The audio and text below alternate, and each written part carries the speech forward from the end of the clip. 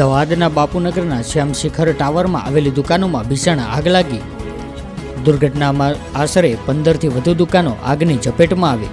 કોમ્પ્લેક્સની આસપાસના મોટા સાઇનબોર્ડના કારણે આગ વધુ ઝડપી ફેલાઈ ગઈ હતી।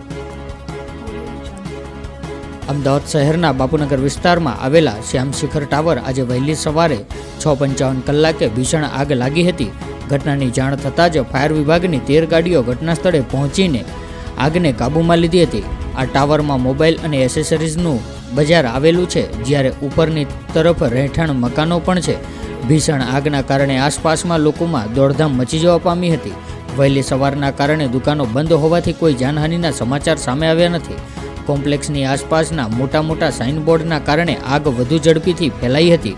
પોલીસની ટીમ પણ ઘટના સ્થળે પહોંચીને આગળની કાર્યવાહી હાથ ધરી હતી।